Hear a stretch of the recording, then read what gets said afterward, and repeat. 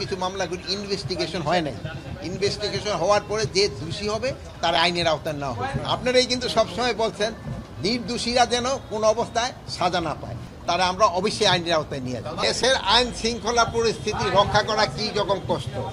আপনার এই যে অল্প কয়েকজন ভাই আছেন একই গোত্রের কিন্তু সবাই, আপনাদের ধরনের নিয়ন্ত্রণ করতে কি রকম ঝামেলা হয়ে যাচ্ছে।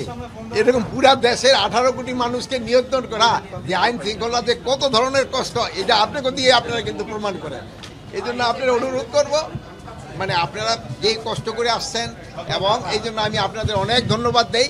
আপনারা সবসময় খুব ভালো সংবাদ পরিবেশন করেন, এই জন্য আমি আপনাদের ধন্যবাদ দেই।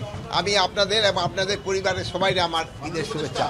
ইফা জোশে এক্সপার্ট মিক্সে আছে সবচেয়ে বেশি মশলার সংমিশ্রণ। ইফা জোশে এক্সপার্ট মিক্স মশলা। আমার কাছে আমার প্রত্যাশা এই পর্যন্ত পূরণ হয়েছে, এই জন্য আমি এরকম কোনো বড় ধরনের কোনো রিপোর্ট আমি পাই নাই। হ্যাঁ, রাস্তাঘাটে তো 2-1টা অ্যাক্সিডেন্ট হয়েছে, এটা তো আমি না করব না, কিন্তু ওই ধরনের কোনো বড় ধরনের কোনো ঘটনা ঘটে 2-1টা ছোটোখাটো চুরি চেষ্টামি এইগুলি তো হচ্ছে, এটা না, বাট বড় ধরনের। এই জন্য আমি মোটামুটিভাবে খুশি, যেমন আপনারাও খুশি, আমিও খুশি। মামলা মাথায় নিয়ে একজন সাবেক রাষ্ট্রপতি বিদেশে গেছেন, আবার ফিরে আসছেন, তার বিরুদ্ধে এখনো কোনো ব্যবস্থা নেওয়া হয়নি। এখনো লোক শোনা আপনারা বলছেন যে অনেক মামলাগুলি আছে, যে কিছু মামলাগুলি ইনভেস্টিগেশন হয় নাই। ইনভেস্টিগেশন হওয়ার পরে যে দোষী হবে তার আইনের আওতায় নেওয়া হবে। আপনারাই কিন্তু সবসময় বলছেন নির্দোষীরা যেন কোনো অবস্থায় সাজা না পায়, এই জন্য আমাদের ইনভেস্টিগেশনটা করতে দেন।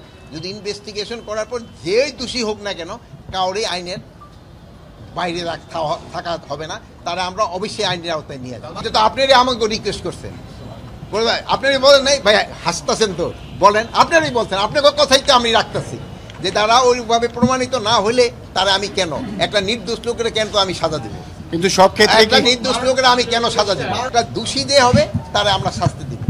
এদের ক্ষেত্রে একটা কিশোরগঞ্জে এদের ক্ষেত্রে ধরেন একটা উপদেষ্টাদের একটা 3 জনের একটা কমিটি হয়েছে, ওনাদের একটা রিকমেন্ডেশন দিছে, ওই রিকমেন্ডেশনটা পাওয়ার পরে ওনাদের যদি দোষী হয় ওনাদের ব্যবস্থা নেওয়া হবে, যদি দোষী না হয় ওনাদের আবার যার জায়গায় ফেরত আসবে।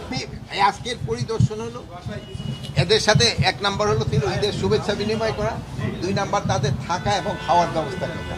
আপনার আমি খাওয়ার এখানে একটুখানি আমার কাছে মনে হলো যে এরা বললো যে দুপুরের যে মেনু রাত্রে একই মেনু বা 2 ধরনের মেনু, এই জন্য আমি তাদের বলছি একটা ইনভেস্টিগেশন করবে একই রেট হয়।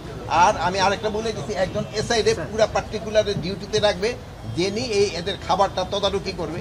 আর একটা হলো আরেকজন এসআইডে নিয়োগ দিবে, যিনি তাদের থাকার ব্যবস্থা তদারকি করবে, যেন সবাই এখানে যেহেতু তাদের প্রচুর পরিশ্রম করতে হয়। যেমন আপনারা অনেক ঈদে যান না, পুলিশেরও কিন্তু ঈদে যাইতে পারেন, এখন কিন্তু থাকা খাওয়াটা যেন ঠিক রকম হয় এটা দেখাতে হবে।